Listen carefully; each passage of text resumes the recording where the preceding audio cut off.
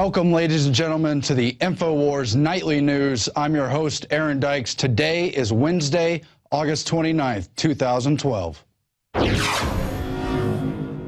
Tonight on the InfoWars Nightly News, Aaron Dykes speaks with activist Derek Rose about his recent run-in with the TSA in Tampa. Plus, MeRone.com's Kalen Ackerman talks about his anti-globalist artwork.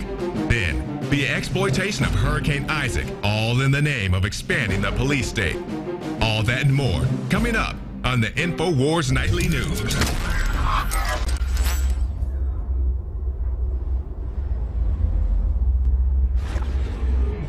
We have breaking news tonight as Hurricane Isaac, which has now been downgraded to a tropical storm, has indeed caused massive flooding in Louisiana, not in the concentrated New Orleans area, but about an hour or so outside of that area in the Plaquemines Parish. We've been in touch with our source, Charles, in Louisiana, and we have a number of updated news items for you. They are planning to evacuate the area, and we've been told that the 8-foot levee has definitely been overwhelmed by water, and our reports from Charles in Louisiana indicate the levee itself may have broken, and furthermore, the authorities are considering breaching the levee on purpose to try to divert the water and end the flooding that is going on in that area. Now, apparently, this levee was never improved after Hurricane Katrina because it was so far outside of the main New Orleans area, thus it never got the improvements, but it is certainly taking a serious blow now. Now, our source in New Orleans, in the New Orleans area, that is still in the midst of that hurricane/tropical storm. That's going to be ongoing for another 18 to 24 hours. So we're going to get further updates from Charles in Louisiana if he still has phone service. They had difficulty getting that phone service earlier. They've been trying to reach our office and give us details about the dusk curfew that has been set, not only in the Plaquemines Parish area, not only in New Orleans, but all the way up to the Baton Rouge area, which is well north into the heart of Louisiana, and basically all the areas in between. And police in particular have been emphasizing in their media reports that they're going to keep law and order. Now, we know what happened last time. There was gun confiscation, even in the areas that weren't flooded, and we really hope that's not what they have in mind again.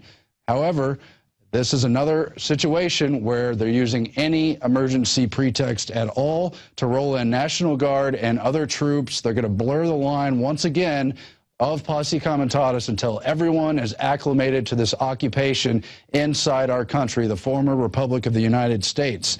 Despite the fact that Isaac is a Category 1 hurricane, Kurt Nimmo writes in his article, New Orleans Mayor Mitch Landrieu said the city had dodged a bullet and the Army National Guard had dispatched thousands of troops to Louisiana.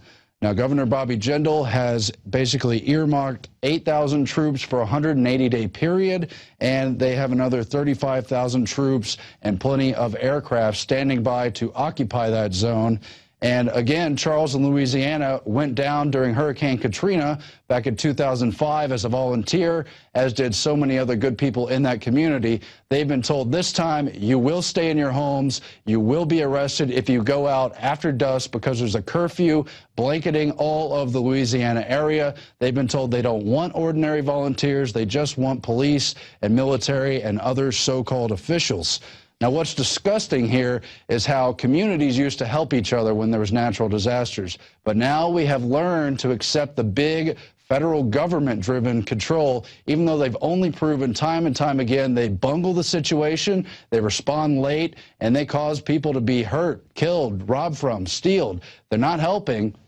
They're preventing people from helping, again, by design. And once again, they did confiscate guns in Hurricane Katrina. So we're going to sound the alarm here again, not to confiscate the guns. Troops, whether you're National Guard or other divisions, do not obey orders to confiscate America's weapons, which is protected under the Second Amendment of the Bill of Rights. Of course, the Oath Keepers have been trying to get that message out to as many military personnel as possible, and we hope they hear this call as well. But once again, we have this breaking news that they are preparing to evacuate in that New Orleans area.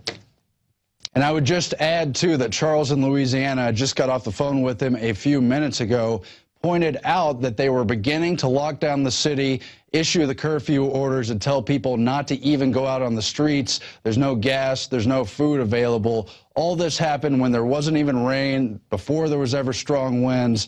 This was a pre-planned event, so we're going to see how it plays out, but they have certainly worked against the best interests of the American people before.